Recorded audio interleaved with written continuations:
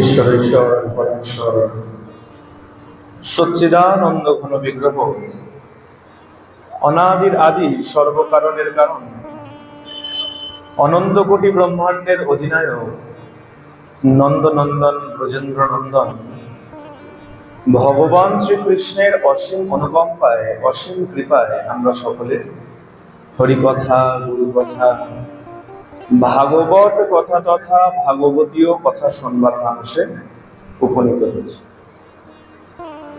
একজনের কৃপা পার করে আসলাম আর আরেকজনের কৃপা পেতে চলেছি। তাই তো? কার কৃপা পার করে আসলাম আর কার কৃপা পেতে চলেছি? নিত্যানন্দ প্রভুর কৃপা পার করে আসলাম আর জগন্নাথের কৃপা পেতে চলেছি। সেই তিথি পার করেছি আর যথারীতি আচ্ছা অনেক জায়গায় আজকেও পালন করছে, অনেক জায়গায় কালকেও পালন করবে। কি আছে কালকে? স্নান যাত্রা। আচ্ছা সব থেকে বিহিত ব্রত হচ্ছে, অনেকে বলেন অনেক জায়গায় হচ্ছে আজকে স্নান যাত্রা, আমি অনেক জায়গায় শুনেছি আজকে স্নান যাত্রা হচ্ছে, যেহেতু পূর্ণিমা লেগে গেছে তো অনেক জায়গায় আজকে স্নান যাত্রা করছে। আমার মতে এ রথ নিয়ে যদি কোনো সংশয় থাকে মনে, স্নান জগন্নাথ বিষয়ে যদি কোনো রকম সংশয় থাকে, সবসময় উচিত পুরীতে কি হচ্ছে সেটা দর্শন করা। আমি আজকে স্নান যাত্রা করবো না কালকে করবো, কাকে জিজ্ঞাসা করি, কোথায় পাই, কোনো প্রয়োজন নেই। একদম জগন্নাথের ঘরে কি হচ্ছে সেটা দেখো, জগন্নাথের ঘরে যা হচ্ছে তুমি তোমার ঘরেও ভগবানকে সেইভাবেই ব্রত করবে। জগন্নাথের ঘর মানে পুরী, তাই তো? ভগবানের বাড়ি কোথায় যদি ধরণীতে দেখতে হয়, একটাই তো সাক্ষাৎ বাড়ি আছে, সেটা হলো পুরী, যেখানে ভগবান এখন প্রকট বিরাজিত রয়েছে। তা পুরীতে যেই দিন ব্রত করবে, যেই দিন উদযাপন করবে, আমাদেরও উচিত সেই দিন করা। তবে কাউকে জোর করার নাই, কেউ যদি মনে করে আগে পরে অন্য সময় করবে সেটা তার ব্যক্তিগত ব্যাপার। আর যেহেতু আগামীকাল এই পুরীতে স্নান যাত্রা আছে, পুরীতে উদযাপন করবে আগামীকাল, তাই আমরা সবাই এখানে কেউ অন্যদিন করছে না তো? কেউ আছে না কেউ অন্যদিন করছে? আজকে করেছে কেউ আছে স্নান যাত্রা? আমরা সবাই আগামীকাল স্নান যাত্রা পালন করব। এই স্নান যাত্রাটা খুব সুন্দর। আচ্ছা প্রথমেই স্নান তো করে অনেক জলে, তাই না? একটু জলে তো স্নান করে না। ওই ছোটবেলার কথা মনে করুন, আমরা যদি পুকুরে স্নান করতে যেতাম, মা যতক্ষণ না লাঠি নিয়ে পুকুর পাড়ে আসে ততক্ষণ পুকুর থেকে ওঠার কোনো নামই নাই। আছে তো? মনে পড়ছে? পুকুরে স্নান করেছেন তো? হ্যাঁ, আমি যখন করেছি আপনারা নিশ্চয়ই করেছেন। এখন যদিও পুকুর কিছু নাই, এখন বলে সাঁতার শিখতে হলে ওই কি সাঁতারের ক্লাব আছে সেখানে ভর্তি হতে হয়। আমরা তো ছোটবেলা থেকে ওই ড্রাম টায়ার টিউব এইসব নিয়েই স্নান করে করে বড় হয়ে গেল।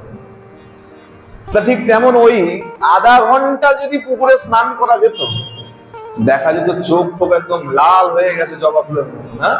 আর পরের দিন হ্যাচ্ছো জল লেগে গেছে, মায়ের বকা শুরু হয়ে গেছে, দেখ পর আরো বেশি করে স্নান। আর চিন্তা করুন, জগন্নাথ যদি এরকম 108 কলসি জলে স্নান করে, আর যেখানে তিনি স্বাভাবিক মানুষ যেমন লীলা করে তেমন লীলা করছেন, তাহলে জগন্নাথের কেন জ্বর হবে না? আর সত্য কথা, জগন্নাথের বাস্তবিক জ্বর হয়, গায়ের তাপমাত্রা বাস্তবিকই বেড়ে যায়। যারা পান্ডা থাকে তাদের কথা অনুযায়ী জগন্নাথের গায়ের তাপমাত্রা বাস্তবিকই বেড়ে যায়। 108 কলসি জল, তাই তো? জগন্নাথকে স্নান করানো হলো 108 কলসি দিয়ে, জগন্নাথ স্নান করে জ্বরে মরল। বলদেবকেও স্নান করানো হলো 108 কলসি দিয়ে, বলদেবও জ্বরে ভুগতে আরম্ভ করলো। সুভদ্রা মহারানীকেও স্নান করানো হলো 108 কলসি দিয়ে, সুভদ্রা মহারানীও জ্বরে পড়ে গেল, তাই তো? 108 কলসি তো জল, হ্যাঁ 108 কলসি না? ও আচ্ছা, 108 কলসি দিয়ে 3 জনকে স্নান করানো হয়। আমি তাহলে ভুল বললাম, আমি তো 3 জনকে বললাম 108 কলসি 108 কলসি 108 কলসি, তাহলে তো 324 কলসি হয়ে গেল আমার ইচ্ছায়। সবাইকে যদি 108 কলসি করে লাগাই তাহলে 3 100 300 আর 3 8 24, 324 কলসি। না, তা তো নয়। জল হচ্ছে 108 কলসি। কাকে কত দেওয়া হয়? হ্যাঁ, জগন্নাথকে। মা খাতা বের করলে পরে ফাইন হয়ে যাবে। মা খাতা দেখে বলবে, খাতা দেখে বললেই ফাইন হয়ে যাবে। কত? আর ভুলে যখন গেছি আর মনে রেখে লাভ নেই, যাকে যা ইচ্ছা স্নান করিয়ে দেবেন, হয়ে যাবে, কোনো অসুবিধা নেই। বলবো? হ্যাঁ, প্রেম সে বলো। প্রথম হলো জগন্নাথ। জগন্নাথ দেবকে স্নান করানো হয় 35 কলসি জল দিয়ে, স্বর্ণ কলসি। কত? আরে মুখে মুখে বলতে হবে, নাহলে ভুলে যাবে। ছোটবেলায় মনে নেই যখন পাঠশালায় গিয়েছিলেন, বস্তা পেতে বসেছিলেন, আর ওই শিক্ষক কি বলতো, বলে একে চন্দ্র, সবাই বলতো একে চন্দ্র, তাই তো বলতাম তো। এখনো বলতে হবে, ভালোই আমি বয়সে ছোট হইয়া যাই, এখানে যখন বসেছি যা বলবো সবাইকে তাই বলতে হবে। জগন্নাথের কত বলছি? এবার আসলো বলদেব। বলদেবের হলো 33 কলসি। কত? তাহলে দুজনের কত হলো? 35 আর 33 যোগ করলে 68। 68। 35 আর 33, 5 এ 3 8 আর 3 এ 3 68। বাকি থাকলো সুভদ্রা। সুভদ্রাকে স্নান করানো হয় 22 কলসি জল দিয়ে। কত? এই হয়ে গেল 108 কলসি। হলো তো? কোথায় হলো? সবাই মাথা নাড়াচ্ছেন, আমি বললাম বলে সবাই মাথা নাড়াতে হবে? হ্যাঁ, বলে হ্যাঁ বাবা তুমি যা বলো তাই ঠিক। আমিও তো ভুল বলতে পারি। 68 আর 22 কোনদিন 108 হয়? 68 আর 22 কত হলো? 100 কলসি। 90 কলসি হয়েছে, 100 নয়। যা বলছি তাতেই মাথা নাড়িয়ে যাচ্ছে সবাই। 68 আর 22, 68 আর 2 70, আর 70 আর 20 হলো 90। এখনো 100 করে নি, বাকি থাকলো এখনো 18 কলসি। 18 কলসি কার জন্য? সুদর্শনের এত তেজ, বলে বাবু আমাকে কম জল দিলে হবে না, আমাকেও বেশি ঢালো। সুদর্শনকে 18 কলসি জল দিয়ে স্নান করা হয়। এইবার যোগ করে দেখুন, এইবার গিয়ে মিলবে 108 কলসি। মনে না থাকলে পরে হয় তৃণমূলিয়া খাও, ব্রাহ্মী শাক খাও, আর না হলে খাতায় লেখো, যে কোনো দুটোর একটা কাজ করতে হবে, মনে রাখবে। তাহলে জগন্নাথ হলো 35, বলদেব, সুভদ্রা মহারানী আর সুদর্শন চক্র। মনে থাকবে তো? মরার আগে পর্যন্ত যেন মনে থাকে, মরার পরে কি হলো আমি আর দেখব, আগে পর্যন্ত যেন। এই বাড়ি থেকে যখন যাবেন, এখন বেরিয়ে যখন যাবেন, মুখস্থ করতে করতে যাবেন। জগন্নাথ 35, বলরাম 33। এবার দোকানের রাস্তায় যদি কেউ জিজ্ঞাসা করে কি ব্যাপার, বলো তোমার জানার দরকার নেই, আমার মাথায় যেটা চলছে আমি বুঝি। 35, 33, 22, 18 ফোন নাম্বার মনে করেন না? আর কত ভাবে বলবো? ফোন নাম্বার মুখস্থ করেন তো? ও, ফোন নাম্বার মনে থাকে কেন? প্রিয়জনের নাম্বার। আরে বাপ রে বাপ, এটা তো প্রিয়জনের নাম্বার নয়, তাই তো? 35, 33, 22, 18 মনে থাকবে তো? 35, 33, 22, 18। এই জল আসে সোনার কুয়ো থেকে, তাই না? সোনার কুয়ো থেকে জল তুলে আনা হয় পূর্ণিমার আগের দিন, চতুর্দশীর রাত্রবেলায়। এই জল অন্য সময় তোলা হয় না, রাত্রবেলায় তোলা হয়। বলা হয় এই কুয়োতে সূর্যের আলো পড়ে না, রাত্রবেলায় তোলা হয়। না তাহলে সারা বছর যখনই যাবেন, বড় একটা পাথর দিয়ে মুখটা ঢাকা আছে। কোথায় আছে? হস্তির দ্বার, উত্তর দিশায় যে দ্বার, হাতির যে দরজা, হস্তি দ্বার। হস্তি দ্বার দিয়ে ঢুকলে পরেই, কয়েকটা সিঁড়ি উঠলে পরেই আবার ডান দিকেই ঘুরবে। আর বোঝা যায় না হঠাৎ করে, বলে একটা পাথর দিয়ে ঢাকা থাকে তো, ওর উপরে 2-4টে ফুল টুল দেওয়া থাকে, হঠাৎ করে বোঝা যায় না। বুঝতে না পারলে জিজ্ঞাসা করবে, যেখানে সোনা কুয়োটা কোনটা, দেখিয়ে দেন যে কেউ। আর তার থেকে আরেকটু উঠলে পরেই কোহলি বৈকুণ্ঠ, যেখানে ভগবানদের বিগ্রহের, পুরনো বিগ্রহকে যেখানে সমাধি দেওয়া হয়, আর তার পাশে আনন্দরথ, একদম পাশাপাশি। বুঝতে না পারলে জিজ্ঞাসা করবেন, তাহলে ওইখানকার পান্ডা হোক বা অন্য ভক্ত যারা জানে তারা দেখিয়ে দেবে। এই যে সোনা কুয়ো, সোনা দিয়ে তৈরি কুয়ো, সেখান থেকে জল তোলা হয়, তাই তো? সোনা কুয়ো না, এই কুয়ো সোনা দিয়ে তৈরি নয়।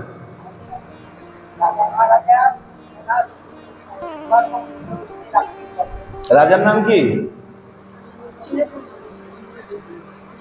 না, ইন্দ্রদুম্ন মহারাজের সেই মন্দির আছে না কোনো নিশান আছে? এখন যা দেখছেন ওখানে কোনো ইন্দ্রদুম্নের কিচ্ছু নাই। মন্দিরও ইন্দ্রদুম্ন মহারাজের নয়। এক রাজা ছিলেন, গঙ্গবংশীয় এক রাজা, তার নাম হলো চোর গঙ্গদেব। কি নাম? চোর গঙ্গদেব। এই চোর গঙ্গদেব মহারাজ দেখছেন যতবার মন্দির নির্মাণ করা হয়, হয় মন্দির কোনো বহিঃশত্রু এসে নষ্ট করে ফেলে, না হলে সামুদ্রিক নোনা বাতাসে সমুদ্র মন্দির নষ্ট হয়ে যায়। পাথর নোনা হাওয়াকে সহ্য করতে পারে না। অনেক পাথর আছে যে পাথরে নোনা হাওয়া লাগলে পরে আস্তে আস্তে পাথর ক্ষয়ে যায়। এখন চোর গঙ্গদেব চিন্তা করছে তাহলে মন্দির যদি বানাতে হয়, দিব্য ভব্য মন্দির, এমন মন্দির বানাতে হবে যাতে কেউ আক্রমণ করে নষ্ট করতে না পারে, আর সেটা যেন সামুদ্রিক লবণাক্ত বাতাসে নষ্ট না। তাহলে দিব্য মন্দির বানাতে গেলে অনেক টাকার প্রয়োজন। এখানে এত সুন্দর মন্দির রয়েছে, 2-5 টাকা 10 টাকার ব্যাপার নয়, অনেক টাকার ব্যাপার আছে। ভালো মন্দির বানাতে গেলে ভালো অর্থের প্রয়োজন। তিনি কি করেছেন? এই রাজ্য বিস্তার করতে আরম্ভ করেছেন, যুদ্ধ করতে আরম্ভ। রাজাদের ব্যাপার, যুদ্ধ করতেন, রাজ্য জয় করতেন, আর যত যত সম্পত্তি পেতেন, হীরা মণি মানিক ও সোনা দানা যা পেতেন, তো চিন্তা করছে এগুলো কি করা যায়, এক জায়গায় সঞ্চয় করি। আমাদের যেমন ব্যাংক আছে, তাই তো? টাকা পেলাম আর ব্যাংকে ঢুকিয়ে দিলাম, বলে মন্দিরে দান করার প্রয়োজন নাই, আমার ব্যাংকে থাক, আমি বুড়ো হলে পরে খাবো, তাই না? দান পরে করবো, বুড়ো হলে তো খাবো আগে। রাজা চোর গঙ্গদেব কি করেছেন? যা যা লুটপাট করতেন, জয় করে আনতেন, একটা গর্ত করে তার মধ্যে ভরে রাখতেন। অনেক অনেক দিন হয়েছে, অনেক অনেক ঘুরেছে, যখন বুঝেছে না এইবার যা জমেছে, আমি এই দিয়ে এক দিব্য ভব্য ভগবানের মন্দির বানাতে হবে, তখন সেই সোনা দানা তুলে তাকে অর্থে পরিণত করে তারপরে গিয়ে এই দিব্য ভব্য মন্দির নির্মাণ করেছে। যদিও তার কিছু অংশ এখন আছে, কিছু অংশ নাই। মূল মন্দির তৈরি করেছিলেন। আর আগে পিছিয়ে যত যা দেখেন, ওগুলো পরবর্তী রাজা যখন, পরবর্তী অন্য অন্য রাজারা যখন এসে তারা এসে এসে ওই বিভিন্ন অংশ তৈরি করেছে। সব কিন্তু এক রাজার দ্বারা তৈরি নয়। এই যে পাঁচিল দেখছেন, তাও অন্য রাজার দ্বারা। পুরুষোত্তম দেব, এই যে পাঁচিল ছিল পুরুষোত্তম দেবের তৈরি। এখন চিন্তা করছে এই যে গর্ত খুলেছিলাম, গর্তটা কি করি? গর্তটাকে আর বুঝান, বন্ধ করেন। ওই গর্তটাই আস্তে আস্তে কুয়োয় পরিণত হয়েছে, আর সেই কুয়োরই নাম হয়েছে সোনা।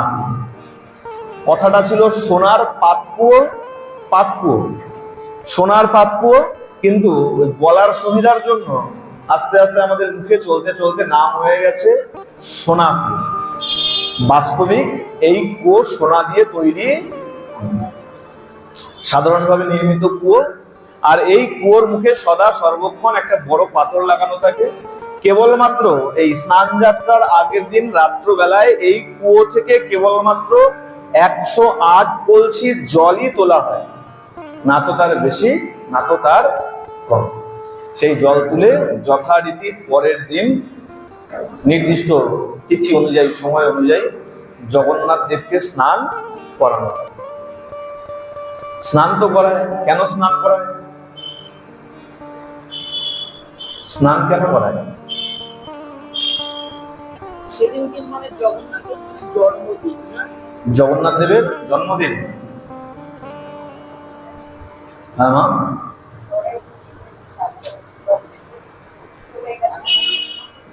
জোরে বলো মা, বলো বলো, কোনো লজ্জার ব্যাপার নেই, বলো।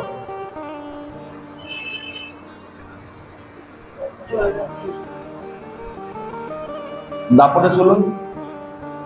যখন গোবিন্দের সব লীলা শান্ত হয়ে গেছে, গোবিন্দের চরণকে পাখি ভেবে ব্যাদ যখন তীরবিদ্ধ করেছেন, ভগবানও ইহ জাগতিক নিয়ম অনুযায়ী যখন নিজের এই পঞ্চভৌতিক দেহকে ত্যাগ করে গমন করেছেন, আর গমন করাতে তার সেই দেহ পঞ্চ পাণ্ডব সৎকার করতে আরম্ভ করেছে। আর সৎকার যখন করতে লেগেছেন, বলা হয় ভগবানের, অনেক জায়গায় বলা হয় না এসব ভুল কথা, না এগুলো গ্রন্থে লেখা আছে, গ্রন্থের বর্ণন রয়েছে যে ভগবানের দেহকে সৎকার করতে আরম্ভ করা হয়েছে। অনেকে বলে যে না এইসব কোনো কথা নয়, ভগবানের দেহকে কোথাও সৎকার করা হয় নাই, কিন্তু এটা গ্রন্থে পাওয়া যায়, যার নিরিখে আমি আপনাদেরকে এটা শোনাচ্ছি।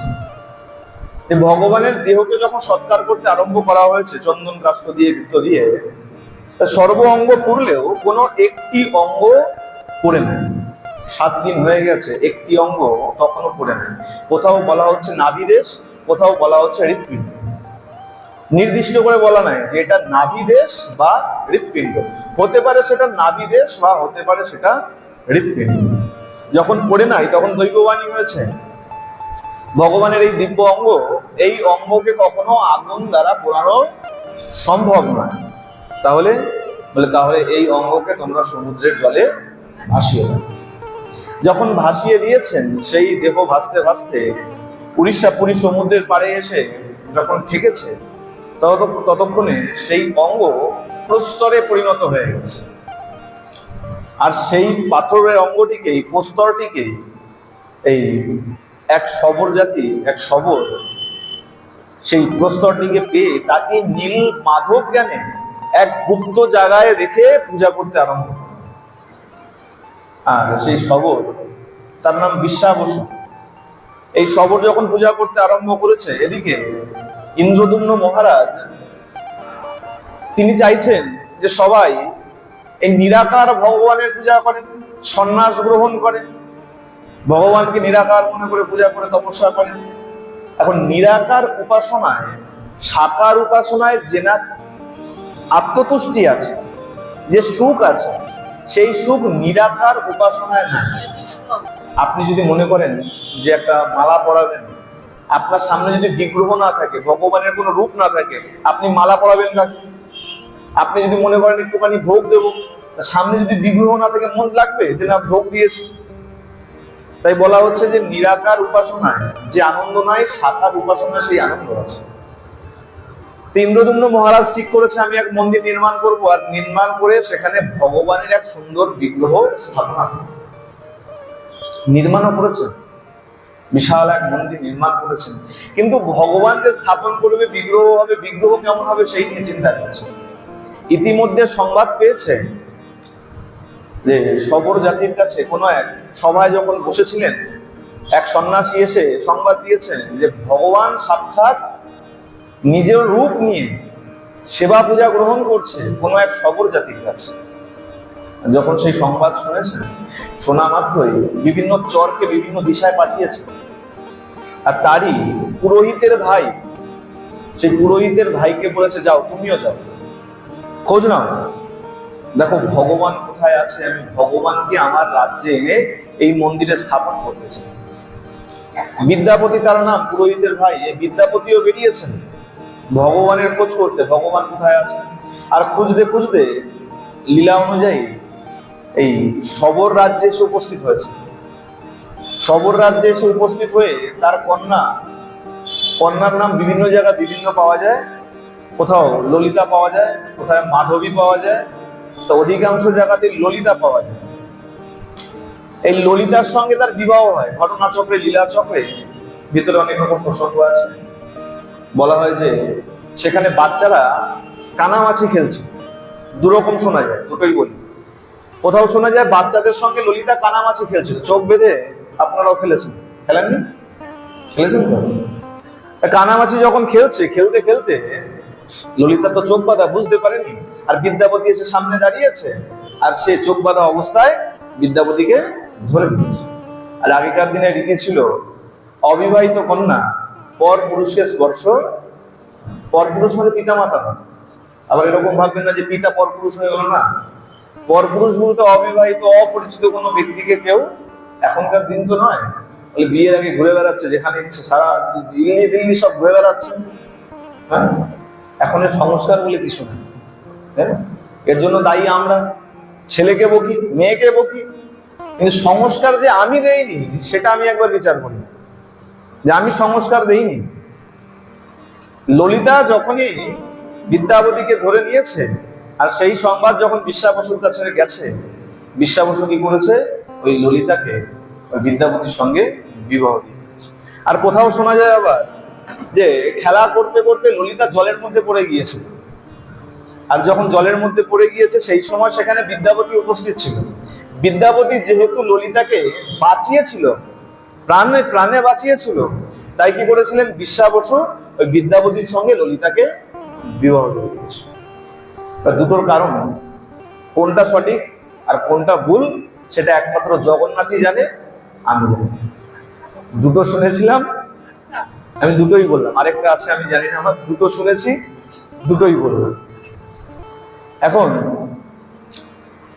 যখন বিবাহ হয়েছে, বিবাহ হওয়ার পর বিদ্যাপতি দেখে রোজ শ্বশুর মশাই যায় শিকার করতে, বলে শিকার করতে যায়, আর যখন আসে তার গায়ের থেকে সুগন্ধ বেরোয়, হাতে ফলমূল সব নিয়ে আসে, ফুল এসব নিয়ে আসে। চিন্তা করে, রাজার চর তো, রাজার চর মানে তারও বুদ্ধি কম না, চিন্তা করে কি ব্যাপার, যায় শিকার করতে, শিকার যদি করে পশুর পেছনে পেছনে যদি দৌড়াতে হয়, ছুটতে হয়, তাহলে তো ক্লান্ত থাকবে, পরিশ্রান্ত থাকবে, ঘর্মাক্ত অবস্থা থাকবে। এমন তো নয়, আসে এত সুন্দর দীর্ঘ গন্ধ বেরোয় গায়ের থেকে, হাতে ফলমূল নিয়ে আসে, কি ব্যাপার, ললিতাকে ধরেছে। ললিতা সত্যি করে বলে, তোর বাবা রোজ সকালে কোথায় যায় আর আসে এত সুন্দর সুগন্ধ বেরোয়, ফলমূল নিয়ে আসে। ললিতা প্রথমে মানা করে দিয়েছে, পিতার আজ্ঞা ছিল, কাউকে কিন্তু এই নীল মাধবের কথা জানাবে। যথারীতি ললিতাকে যখন জোর করেছে, ললিতাকে যখন শর্ত দিয়ে দিয়েছে, বলে শোন, আমি তোর স্বামী, আর যদি আমাকে না বলিস, লুকিয়ে যাস, আমি তোকে ত্যাগ করে দিয়ে চলে যাব। আর জানিস তো এই সমাজে যদি নারীকে তার স্বামী ত্যাগ করে দেয় তাহলে তার কি অবস্থা হয়, তার কোনো গতি নাই। যখন ভয় দিয়েছে, এই ললিতা ভয় পেয়ে তার স্বামীকে সব বলে দিয়েছে। এমন এমন ব্যাপার, বাবা নিত্য যায় নীল মাধবের সেবা করতে, যেই মাত্র বলেছে নীল মাধবের সেবা করতে, অমনি তো বিদ্যাপতির মনে আনন্দ জেগে গেছে, এসছি যে ভগবানের খোঁজ করতে, আর সেই ভগবানের এত কাছে আমি আছি, আর এতদিন কিনা সংবাদ পাইনি। বলে শোন, বেশ, আজকে তুই চিন্তা করিস না, তোর বাবা আসুক, আমি যখন বিশ্বা বসু বাড়িতে এসছেন, বিশ্বা বসু আসার সঙ্গে সঙ্গে বিদ্যাপতি তাকে অনুরোধ করেছেন, জামাই তো, এখন তো আর অন্যরকম সম্পর্ক না, শ্বশুর জামাইয়ের সম্পর্ক, তা হাত জোর করে মিনতি করেছেন, বলে দেখুন, আমি শুধু ওই রাজধানী থেকে এসছি, রাজার কাছ থেকে এসছি এই ভগবানের খোঁজ করতে, অন্য কোনো কারণের জন্য নয়। আপনি দয়া করে আমাকে নিয়ে চলুন, আমাকে অন্তত একবার ভগবানের দর্শন করা। প্রথমত না করেছে, অনেক করে না করেছে, বিদ্যাপতি সম্পর্কের দোহাই দিয়েছে, দ্বিতীয়ত রাজার চর তাও বলেছে। বিশ্বা বসুর মনে ভয়, রাজার চর যদি ভগবানকে দেখে নেয়, আর আমার প্রাণধন নীল মাধবকে যদি নিয়ে চলে যায়, তাহলে আমি থাকবো কি করে। প্রথমত না করেছিলেন, পরে সম্পর্কের খাতিরে কি করেছে, রাজি হয়েছে, কিন্তু বলেছে শোনো, নিয়ে যাব। দেখুন, একে বলা হয় ভজন। ভজন করলে তাকে কখনো জাহির করতে হবে। সেও তো পারতো, আমার নীল মাধব কত সুন্দর, আমরা করি না, বাড়ি বানিয়ে, মন্দির একটা খুব সুন্দর বানিয়ে, একটা ভালো বিগ্রহ বসিয়ে এমন করে একটা উৎসব বাঁধাই যেন সারা রাজ্য থেকে লোক আসে আর খালি বলে, আরে বাপ রে বাপ, দাদা কি বিগ্রহটা তুমি এনেছো। করি তো, মনের ভাব কি, সবাই আসবে আর আমার মন্দিরটা এত সুন্দর, বলবে বাবা বাবা কত সুন্দর তুমি মন্দির বানিয়েছো। আর বিশ্বা বসুর কথা একবার চিন্তা করে দেখুন, সাক্ষাৎ ভগবানকে পেয়েছে, আর এত সুন্দর নীল মাধব, এখনো গেলে দেখতে পারবেন বিগ্রহ, নীল মাধব যদি দর্শন করতে যায়, আর সাক্ষাৎ ভগবানকে পেয়েও লুকিয়ে লুকিয়ে রেখেছেন। জামাইকে মেয়েকে পর্যন্ত দেখায় নাই। জামাই অনেক করে যখন বলেছে, বিদ্যাপতিকে তৎপশ্চাৎ রাজি হয়েছে, শর্ত ছিল চোখ বেঁধে নিয়ে যাব, দর্শন করবে, আবার চোখ বেঁধে ফিরিয়ে আনবে। কিন্তু সেও তো রাজার চর, বুদ্ধি তো তারও অনেক বেশি। কি করেছে, ওই বউকে বলেছে, শোন, এক কাজ কর, আমাকে কিছু শস্য দানা নে, শস্য দানা দে। আচ্ছা, কোথাও এই শস্য দানাকে সর্ষে বলে বিবেচিত করা হয়, আবার কোথাও এই শস্য দানাকে ধান বলে বিবেচিত করা হয়। শস্য দানা মানে যে কোনো শস্যের দানা হতে পারে। এবার ধান, গম নাকি সর্ষে, ও ভালোই জগন্নাথ দেব বুঝে নিক, জগন্নাথ দেব লীলা করেছিল, আমি তো আর তখন ছিলাম না, সুতরাং আমি জানি। যা হোক, কোনো একটা শস্য দানা দিয়েছে, পুটুলি ভরে নিয়ে নিয়েছে, চোখ বেঁধে তো যাচ্ছে, বুদ্ধি তো কম নয়, রাস্তা দিয়ে ছড়াতে ছড়াতে গেছে। কদিন পরেই বর্ষা পড়বে, বর্ষা আসছে না? এই স্নান যাত্রার দিন জগন্নাথ পুরীতে নাকি অবশ্যই বৃষ্টি হয়, অল্প হোক হোক আর বেশি হোক, বলে এই স্নান যাত্রার দিন অবশ্যই বৃষ্টি, রথের দিনও বৃষ্টি হয়। বর্ষাকাল আরম্ভ হয়ে গেছে, দেখতে দেখতে বর্ষা চলে যাচ্ছে। তিনি কি করেছেন, ওই শস্য দানা ছড়াতে ছড়াতে গেছেন, দর্শন করেছেন। যখনই ওই গুহার ভেতরে নিয়ে গিয়ে চোখ থেকে সেই কাপড় হাটিয়ে দিয়েছেন, নীলমাধবকে দর্শন করে সে অভিভূত হয়ে গেছে। বলিয়ে নীলমাধব ভগবান কি।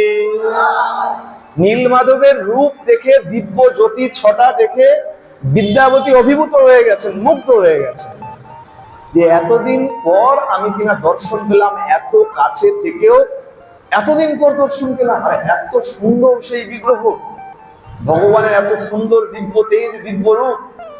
কিন্তু ওই যে কথা ছিল, দর্শন করবে আবার চোখ বেঁধে তোমাকে ফিরে, যথারীতি আবার চোখ বেঁধে ফিরিয়ে নিয়ে এসছেন। বিদ্যাপতি কি করেছেন, ওই কথা দিয়ে, ললিতাকে কথা দিয়ে রাজধানীতে ফিরে গেছে। ফিরে গিয়ে মহারাজকে সমস্ত বার্তা বলেছেন। মহারাজ, এমন এমন গুহার মধ্যে বিশ্বা বসু ভগবানকে স্থাপনা করে সেখানে নিত্য নিত্য পূজা করছে। রাজা যখনই শুনেছেন, রাজা শোনা মাত্রই লোক লস্কর নিয়ে উদ্যত হয়েছেন, সেই বিগ্রহ নিয়ে আসবেন আর নিজের সেই মন্দিরে স্থাপন করবেন। নিজে তো মন্দির বানিয়ে রেখেছে, এখনো ভগবানকে বসাননি সেখানে। যখন লোক লস্কর নিয়ে উদ্যত হয়েছেন, আর শোনা যায় যে সেই সময় এমন বালিয়াড়ির ঝড় এসেছিল, এমন ঝড় সাংঘাতিক এসেছিল, বলে ঝড়ের কারণে ওই গুফা নাকি ওখানে মাটি চাপা পড়েছে। আবার কোথাও শোনা যায়, এটা মতান্তর, যে বিশ্বা বসু মনে ভয় পেয়ে গেছে, রাজার জ্বর যখন এসছে, এই বিগ্রহ এখানে রাখবে না, যদি নিয়ে চলে যায় তাহলে আমি বাঁচবো কি করে? আমার যদি ভগবানকে নিয়ে চলে যাবে, আমি সেবা পুজো করবো কার? তাই বিশ্বা বসু কোথাও লুকিয়ে রেখেছে। এখন রাজা যখন এসছেন, এসে দেখছেন বিগ্রহ নাই, অপ্রকট হয়ে গেছেন। তিনি এত দুঃখ পেয়েছেন যে আমি কাছে এসেও ভগবানকে একবারের জন্য দর্শন পর্যন্ত করতে পারলাম। এত হতভাগা আমি, এত দুর্ভাগ্য আমার। বেশ, আমি যখন ভগবানকে দর্শনই করতে পারলাম না, তাহলে এখানেই অনশন ব্রতে আমার প্রাণ ত্যাগ, অনশনে উপবিষ্ট হয়ে যায়, আহার ত্যাগ করে দেয়। কিন্তু সেই সময় নারদ এসে সেখানে উপস্থিত। নারদ এসে বলেন যে মহারাজ, আপনি বৃথাই দুঃখ করছেন, চিন্তা করবেন না, আপনি রাজধানীতে ফিরে যান, অনশন ত্যাগ করুন। আমি পিতার থেকে সংবাদ পেয়েছি, পিতা মানে ব্রহ্মা, নারদের পিতা ব্রহ্মা, যে ব্রহ্মার থেকে, পিতার থেকে সংবাদ পেয়েছি, ভগবান আপনার দ্বারাই স্থাপিত হবে আপনার রাজধানীতে এবং আপনার মন্দিরেই বিরাজিত হবে। সুতরাং আপনি অনশন ব্রত ত্যাগ করুন, আপনি রাজধানীতে ফিরে যান নিশ্চিন্ত হয়ে। যখন এই কথা বলেছেন, তখন মহারাজ ইন্দ্রদ্যুম্ন অনশন ব্রত ত্যাগ করে নিজের রাজধানীতে ফিরে যান। যথারীতি বেশ কিছুদিন গেছে, রাজা একদিন শায়িত রয়েছেন, ঘুমাচ্ছেন। আর যখন ঘুমাচ্ছেন, তখনই ভগবান নিদ্রায় এসে আদেশ করেছেন, স্বপ্নাদেশ করেছেন। এখনো কিন্তু স্বপ্নাদেশ হয়। এই যখন নবকলেবর তৈরি হয়, 12 বছর, 15 বছর, 19 বছর পর পর যখন নবকলেবর তৈরি হয়, তখন এই পান্ডারা, বিশেষভাবে নির্বাচিত কিছু পান্ডারা, তারাও হত্যা দিয়ে পড়ে থাকে ভগবানের কাছে। হত্যা দেওয়া মানে ভগবানের কাছে বসে থাকে, যতক্ষণ না স্বপ্নাদেশ আসে ততক্ষণ তারা সেখান থেকে ওঠে না। একে বলে হত্যা দিয়ে পড়ে থাকে। যখন পড়ে থাকে তখন স্বপ্নাদেশ পায়। কি স্বপ্নাদেশ পায়? গাছগুলো কোথায় কোথায় আছে। 3টে গাছ, 3টে গাছে 3 রকম বৈশিষ্ট্য থাকবে, বিভিন্ন রকমের বৈশিষ্ট্য থাকবে। গাছগুলো কোথায় আছে সেই গাছের স্বপ্নাদেশ পাবে পান্ডারা। স্বপ্নাদেশ পাওয়ার পর সেই স্থানে গিয়ে গাছ নির্বাচিত করে গাছ নিয়ে আসা বিগ্রহ নির্মাণের জন্য। মহারাজ ইন্দ্রদুম্ন স্বপ্নাদেশ পেলেন, ভগবান স্বপ্নে আদেশ করলেন, চিন্তা করো না, এই দেখো আমি দারু ব্রহ্মরূপে সমুদ্রে ভাসতে ভাসতে আসছি, যাও আমাকে উত্তোলন করে সেই বৃক্ষ দিয়ে সেই দারু ব্রহ্ম থেকে আমার বিগ্রহ নির্মাণ হবে। কোথাও একটা পড়েছিলাম, নাম মনে নাই গ্রন্থের, যে দারু ব্রহ্ম সমুদ্রে ভাসতে ভাসতে এসেছিল, বলা হয় সেটা নাকি ভগবান নারায়ণের একটা কেশ, মাথার একটা চুল, কেশ কোনোভাবে পতিত হয়েছিল, সেটাই দারু ব্রহ্ম রূপে সমুদ্রে ভাসতে ভাসতে এসেছিল। যখন স্বপ্নাদেশ দিয়েছেন, স্বপ্নাদেশ পেতেই রাজার নিদ্রা যখন ভঙ্গ হয়েছে, রাজা উঠে লোক লস্কর নিয়ে ওই সমুদ্রের পাড়ে গিয়ে উপস্থিত হয়েছে। আর গিয়ে দেখছে সত্য সত্যই ভগবানের স্বপ্নাদেশ অনুযায়ী দারু ব্রহ্ম জলের মধ্যে ভাসছে। যে ঘাটে এসে উপস্থিত হয়েছিল সেই ঘাটের নাম কি? পুরীতে কে কে গেছে? কেউ বাদ আছে পুরীতে যায়নি? এই ঘাট কে কে দেখেছে? জানি না ঘাট, গেছি সমুদ্রে তো অনেক লাফালাফি করেছি। তার প্রকৃত নাম হচ্ছে বাঙ্কি মুহান ঘাট। কি নাম? বাঙ্কি মুহান ঘাট। যেই ঘাটে এসে ওই দারু ব্রহ্ম এসে থেকেছিল, ইন্দ্রদুম্ন মহারাজ যে ঘাট থেকে এই দারু ব্রহ্মকে উত্তোলন করেছিলেন তার নাম হলো বাঙ্কি মুহান। মনে থাকবে? কি নাম বললাম? বাঙ্কি মুহান ঘাট। রাজা তো গেছেন, লোক লস্কর লাগিয়ে দিয়েছে, যাও যাও তুলে নাও তুলে নাও। আরে কাঠের আর ভার কি হবে? একটা কাঠ যদি জলে ভেসে আসে কজন লোক লাগতে পারে? তা দেখছে যতই সৈন্য লাগিয়ে দিয়েছে, লোক লস্কর লাগিয়ে দিয়েছে, কারোর পক্ষে সেই দারু ব্রহ্ম তোলা।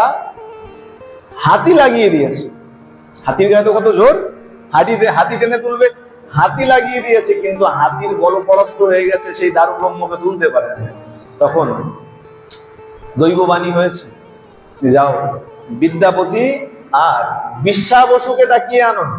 বিশ্বাবসু সেই সবররাজ, তাকে ডেকে আনো, আর তারা আসলে পরেই এই দারু ব্রহ্ম তোলা সম্ভব।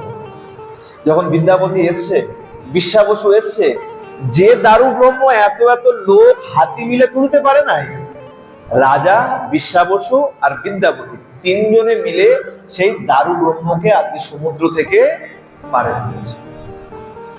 এক কাঠের বিমান নির্মাণ করেছেন, রথ নির্মাণ করেছেন বানিয়ে, তার উপরে চড়িয়ে সেই দারু ব্রহ্মকে আজকে রাজপ্রাসাদে যেখানে বিগ্রহ নির্মাণ হবে সেখানে এনে রাখা হয়েছে।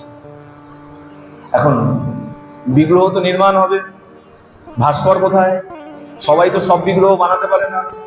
এই দেখবেন কুমোরটুলিতে যে ঠাকুর বানায়, কাদা মাটি দিয়ে যারা ঠাকুর বানায়, তাদের কাছে যদি গিয়ে বলেন একটা পাথর দিয়ে বাবা একটা মূর্তি বানিয়ে দাও, তারা পারবে না। কাঠ দিয়ে যদি বলো বাবা একটা কাঠের বিগ্রহ বানিয়ে দাও, তারা পারবে না। আবার যারা পাথর দিয়ে মূর্তি বানায় তাদেরকে যদি কাদা মাটি দিয়ে বলো একটা বিগ্রহ বানিয়ে দাও, তারা পারবে না। ভাস্কর কোথায় পাবো? ভাস্কর মানে যারা কাঠ পাথর দিয়ে মূর্তি নির্মাণ করে। এখন ভাস্কর তো প্রচুর প্রচুর এসছে, সারি পড়ে গেছে, লাইন পড়ে গেছে, কিন্তু ছেনি হাতুড়ি যখনই ওই দারু ব্রহ্মে ঠেকায়, তৎক্ষণাৎ সেই ছেনি হাতুড়ি সব ভেঙে চুরচুর হয়ে যায়। রাজা চিন্তায় পড়ে গেছে যে সবাই আসছে আর সবাই ব্যর্থ হয়ে ফিরে যাচ্ছে, তাহলে আমার বিগ্রহ নির্মাণ হবে কি করে? বলা সেই সময় এক বৃদ্ধ ভাস্কর এসে সেখানে উপস্থিত। কোথাও বলা হয় ইনি হলেন বিশ্বকর্মা, আর কোথাও বলা হয় না বিশ্বকর্মা নয়, সাক্ষাৎ ভগবানই এসছেন ভগবানের বিগ্রহ বানানোর জন্য। এই যে ভাস্কর এসেছিল, এই ভাস্করের নাম কি? 10 মিনিট যদি সময় দেয়, নাম চিন্তা করুন, মাথা যন্ত্রণা শুরু হয়ে যাবে সবাই। এই ভাস্করের নাম হলো অনন্ত মহারানা। কি নাম? অনন্ত মহারানা। এই ভাস্কর এসছেন, মহারাজা বলছে এত যুবক যুবক ভাস্কর আসলো আর কেউ ছেনি ঠেকাতে পারলো না, বাবু তুমি এসছো, তুমি এত বৃদ্ধ, তুমি কি পারবে বিগ্রহ বানাতে? বলে মহারাজ শুনুন, আমার নাম অনন্ত মহারানা। নিজে নিজের পরিচয় দিচ্ছেন, অনন্ত মহারানা। আমি আপনার এই বিগ্রহ বানিয়ে দেবো, তবে শর্ত আছে। কি শর্ত? আমাকে একটা ঘর দেবেন, আর আমাকে এই নির্দিষ্ট সময় দেবেন। এই সময়ের মধ্যে কিন্তু দরজা কেউ খুলবে না। নির্দিষ্ট সময়ের পরে দরজা খুলবে। যথারীতি বিশাল এক কক্ষ দিয়েছে, আর কক্ষের মধ্যে অনন্ত মহারানা সেই দারু ব্রহ্ম নিয়ে প্রবেশ করে গেছে। দরজা বন্ধ হয়ে গেছে। দেখতে দেখতে বেশ কিছুদিন গেছে, সময় এখনো পার হয়নি, কিন্তু মহারানী গুন্ডিচার মনটা উসখুস উসখুস করছে। এতদিন হয়ে গেল, বিগ্রহ বানাবে। আচ্ছা, বিগ্রহ বানাবে, ভাস্করের কোনো শব্দ পাচ্ছি না। আচ্ছা, ভাস্কর কি আহার নিদ্রা কিছু নাই? দরজা বন্ধ, ভাস্কর বসে বসে করে কি? আর এতগুলো দিন যখন হয়ে গেছে, আচ্ছা এখন যদি একবার দরজা খুলি তাহলে মনে হয় ভাস্কর রাগ করবে। এতগুলো দিন হয়ে গেছে, আর কেমনই বা হচ্ছে আমার ভগবানের বিগ্রহ। নীল নবঘন শ্যামের মূর্তি ওই ভাস্কর কেমন বানাচ্ছে একবার দেখতে বড় ইচ্ছা আছে। ওই মনের উৎসে কৌতূহলের বসে পড়ে রানীমা কি করেছেন, যেমনি মাত্র দরজা খুলে দিয়েছেন, খোলা মাত্রই দেখছেন সেইখানে সেই অর্ধ নির্মিত সেই 3 বিগ্রহ সেখানে দাঁড়িয়ে রয়েছে। আর দেখা মাত্রই রানীমা সেখানে অচৈতন্য হয়ে পড়ে গেছেন। কেন? বলে ভগবানের রূপ তো কত সুন্দর, নীল নবঘন মূর্তি আমার, চতুর্ভুজধারী, কত সুন্দর দেখতে। আর এ কেমন গোল গোল দেখতে, কুর্মাকৃতি, হাত নাই পা নাই, এ কেমন বিগ্রহ? রাজার কাছে খবর গেছে, মহারাজ এসে রানীমাকে অনেক তিরস্কার করেছে। তোমাকে তো বলা হয়েছিল তুমি দরজা কেন বলেছো? পরে মহারাজকে সেই রাত্রবেলায় আবার স্বপ্নাদেশ হয়, রাজন তুমি বৃথাই খেদ করছো, বৃথাই চিন্তা করছো। এই যে আমার রূপ, এই রূপ এখন নয়, অনেক আগে থেকেই এই রূপ নির্দিষ্ট হয়ে আছে যে আমি এই রূপেই প্রকট হব, আর সেই কারণেই আমি এই রূপ নিয়ে প্রকট হয়েছি। আচ্ছা, এর আগে মন্ত্রী বলেছিল, মহারাজ একটা জিনিস চিন্তা করে দেখুন, যে ভাস্কর এই কক্ষের মধ্যে ঢুকেছিল, কক্ষের তো একটাই দরজা। রানীমা যখন দরজা খুলেছে, এই দরজা থেকে নাকি কেউ বেরিয়ে আসে নাই। তাহলে ভাস্কর এই ঘরের থেকে কোথায় গেল? সুতরাং এই ভাস্কর আর অন্য কেউ নয়, সাক্ষাৎ ভগবানই এসেছিলেন আপনার এই মূর্তি নির্মাণ করতে। স্বপ্নাদেশ করলেন, মহারাজ তুমি বৃথাই চিন্তা করছো, চিন্তা দূর করো, যাও আমাকে অভিষেক করে এই মূর্তিকে স্থাপন করো। যখন এই স্বপ্নাদেশ পেয়েছেন, স্বপ্নাদেশ পাওয়ার পর মহারাজ পরদিবস সকালবেলা ওই 3 মূর্তিকে বেদিতে স্থাপন করিয়ে 108 ঘড়া জল দিয়ে স্নান করেছে। যেই রীতিকে এখন আমরা সবাই স্নান যাত্রা বলে জানি, প্রকৃতস্থ সেই তিথিটা হলো ভগবানের আবির্ভাব তিথি। সোজা কথায় হ্যাপি বার্থডে টু জগন্নাথ দেব। বাড়িতে বলি না আমরা হ্যাপি বার্থডে, হ্যাপি বার্থডে, আর জগন্নাথের বেলা সবাই চুপ। জগন্নাথের জন্ম হলো আর কেউ হ্যাপি বার্থডে বললাম না। বলিয়ে জগন্নাথ ভগবান কি, বলভদ্র কি, সুভদ্রা মহারানী কি, সুদর্শন চক্র কি। এই প্রথম এই রূপের প্রকট হল, সোজা কথায় জন্মদিন। আর প্রথমে অভিষেক করা হয়, এখনো আমরা জন্মাষ্টমীর দিন অভিষেক করি। তাই ভগবানের আদেশ অনুযায়ী সেই বিগ্রহকে স্নান বেদিতে স্থাপন করিয়ে, আগে কাঠের বেদি তৈরি হতো, এখন যেমন একদম স্থায়ী বেদি হয়ে গেছে, আগে একদম প্রথমে নিম কাঠের বেদি তৈরি হতো। আর নিম কাঠের বেদিকে চুন দিয়ে ভালো করে রক্ষণাবেক্ষণ করা হতো, যাতে কোনো অসুবিধা না হয় ভগবানদের বসতে। সেই নিম কাঠের বেদিতে ভগবানদের সেই দারু ব্রহ্মের সেই মূর্তিকে এনে তারপরে জলাভিষেক করা হতো, জল দিয়ে অভিষেক, তাই তাকে বলা হয় জলাভিষেক।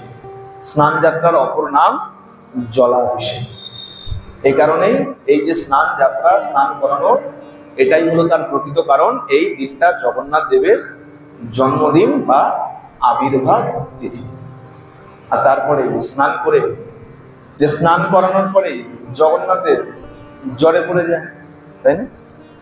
শরীর অসুস্থ হয়ে যায়, জ্বর এমন হয়ে যায় আমাদের মতন বদ্ধ না খেলে কিন্তু জ্বর করে। আমরা জ্বর হলেই যেমন এখন প্যারাসিটামল, সুমো খেতে আরম্ভ করি। আচ্ছা, জগন্নাথ দেবের জ্বর তো আর এই সাধারণ ট্যাবলেটে কমবে না। জগন্নাথের জ্বর কেন হয়?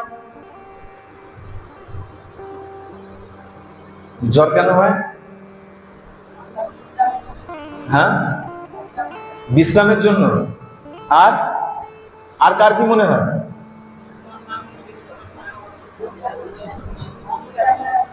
হ্যাঁ, অঙ্গরাগ। আর আর কি মনে হয় কেন জ্বর হয়? কেন বলা হচ্ছে এই জ্বর আচার্যের ভাব অনুযায়ী, বিভিন্ন আচার্য বলেন এটা কোনো ওই রাইটারদের লেখা বইয়ের গল্প নয়।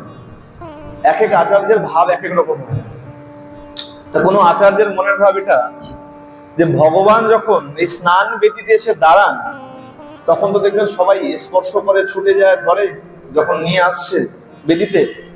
ভগবান কৃপা করে আমাদের সবাইকে কৃপা করে আমাদের পাপ তিনি গ্রহণ করে নেন।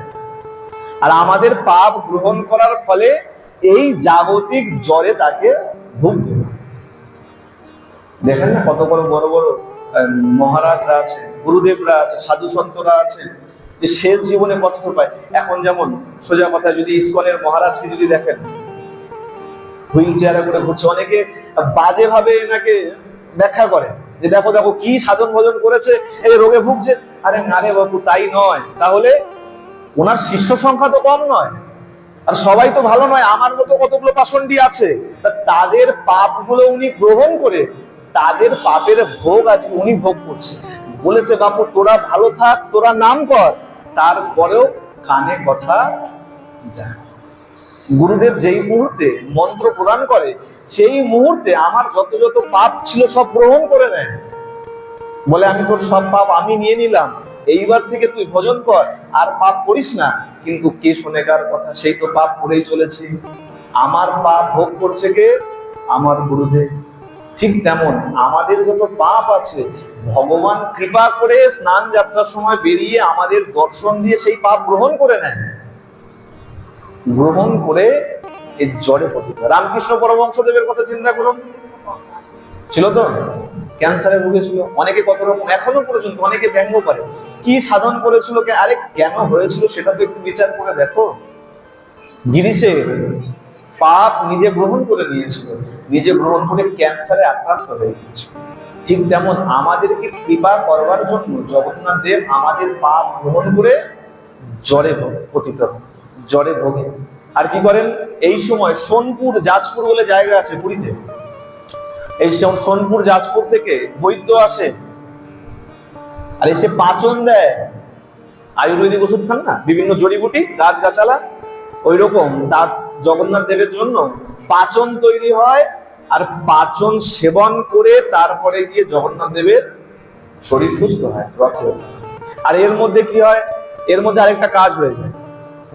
বিয়ে বাড়িতে যান না, বাবাদের বলছি না, মায়েদের বলছি, বিয়ে বাড়িতে যান তো, যাওয়ার সময় কি করেন? ভালো করে ফেয়ার এন্ড লাভলি, সোনো পাউডার মেখে তারপরে বিয়ে বাড়ি যান। বিয়ে বাড়িতে যখন ফিরে আসেন, এসে যখন স্নান করেন, কি হয়? বলে সব ধুয়ে গেল, আবার আমাকে দেখতে বুড়ি বুড়ি লাগছে, ইয়াং আর লাগছে না, তাই তো? হয়তো জগন্নাথ স্নান করেছে, জগন্নাথেরও সব মেকআপ ধুয়ে গেছে। সত্য কথা। কালকে যদি মনে থাকে আমার কথা, সকাল বেলায় টিভি চালাবেন বা ইউটিউব, যার যেটাতে ফ্রি হয়, চালিয়ে দেখবেন কি করছে। দেখবেন স্নান হচ্ছে একদিকে, আরেক দিক থেকে বিভিন্ন পান্ডারা ছোট ছোট কাপড় নিয়েছে না, জগন্নাথ দেবের মুখের মধ্যে ঘষতে থাকে। ভালো করে খেয়াল রাখবেন, আগামীকাল অবশ্যই দেখবেন ওটা কি করে। ওই জগন্নাথ দেবের যে অঙ্গরাগ থাকে না, ওই অঙ্গরাগকে মুছে মুছে নিয়ে যায়, জল দিলে পরে। এ তো আর অন্য কোনো রং দিয়ে অঙ্গরাগ হয় না, ভূষাকালি দিয়ে অঙ্গরাগ হয়। জগন্নাথ দেবের অঙ্গরাগ ভূষাকালি দিয়ে হয়, আর বলদেবের অঙ্গরাগ হয় শঙ্খ চূর্ণ দিয়ে, সাদা রং। ভূষাকালি কালো, জগন্নাথ দেবের গাত্রবর্ণ কালো। জল পড়লে ধুতে আরম্ভ করে। ওই অঙ্গরাগ যদি কেউ মুছে নিয়ে আসে আর ওই অঙ্গরাগ নিজের গায়ে কেউ লেপন করে, দেখো স্নান যাত্রার অনেক মহিমা আছে। বলা হচ্ছে যদি কেউ কুষ্ঠ রোগী হয়, গায়ে কুষ্ঠ হয় না, যাকে সংসার থেকে বের করে দেওয়া হয়, সেই ব্যক্তি যদি জগন্নাথ দেবের স্নানের জল গায়ে মাখে, বলা হচ্ছে জগন্নাথ দেবের কৃপায় তার কুষ্ঠ ব্যাধি পর্যন্ত ঠিক হয়ে যায়।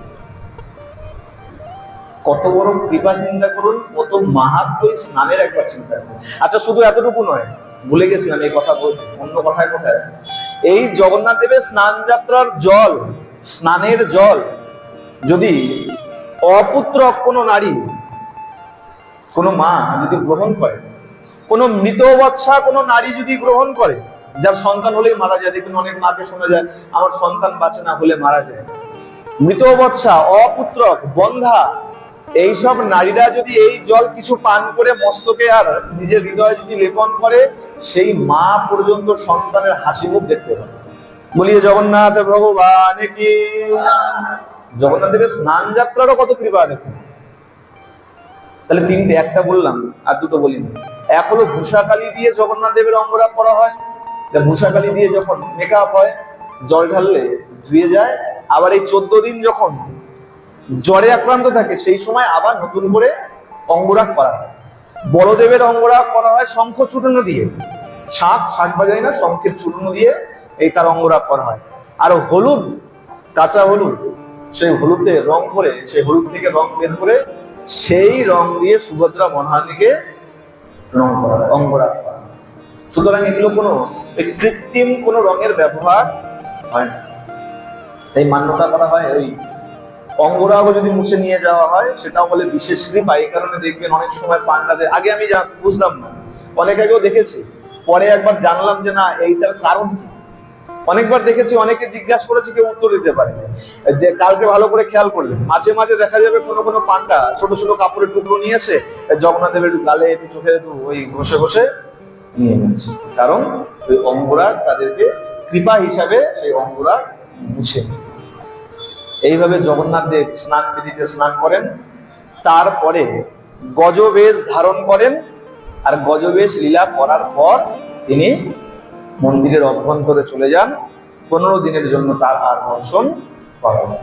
আমরা সবাই জানি গজবেশ গণপতি ভট্ট বলে এক ভক্ত ছিল, আর তার ইষ্টদেব তিনি ছিলেন গণেশজি মহারাজ, ভগবান গণেশ।